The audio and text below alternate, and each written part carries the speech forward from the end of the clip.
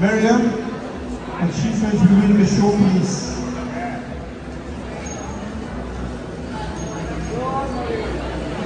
Hello, okay. So, it's been 89 days. 89 days of torment and torture for our brothers and sisters in Palestine. 89 days of death and suffering. This war is not only a physical war of demolition and destruction, but a psychological war with a goal to erase the Palestinian existence completely, starting with the best of them.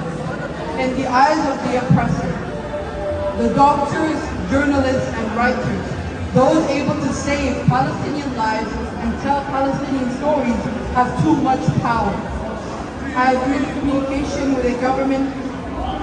I have been in communication with a journalist whose quote-unquote safe zone of Rafah, which was striked yesterday, and there were 13 martyrs, 7 of which were from the same family.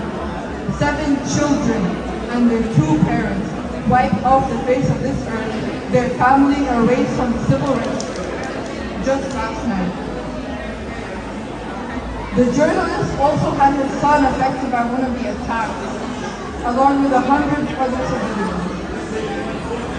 As a journalist, he has a phone signal, but he was not able to communicate with his son or with his wife for over 60 days.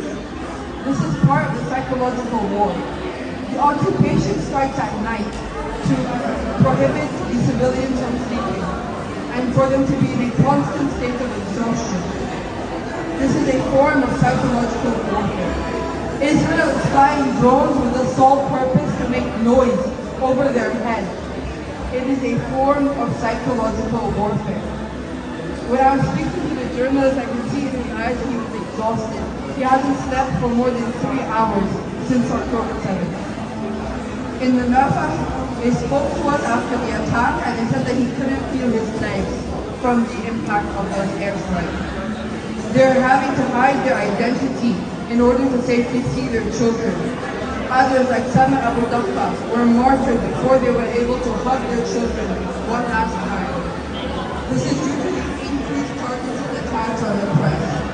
They live in a constant state of fear, seeing their colleagues and friends buried on a daily basis. I've heard first-hand accounts of displaced families are having to scream from one house to the next house, to get the attention of ambulances to come save them after an attack.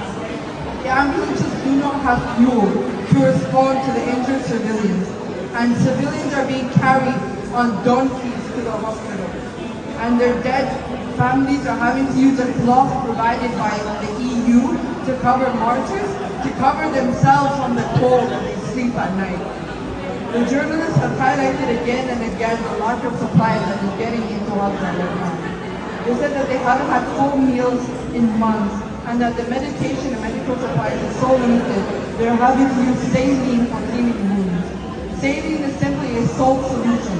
It is water and coke.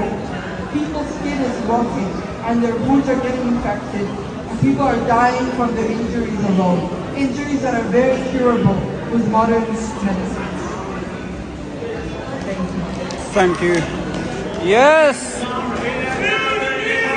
Palestine! Palestina! Palestine!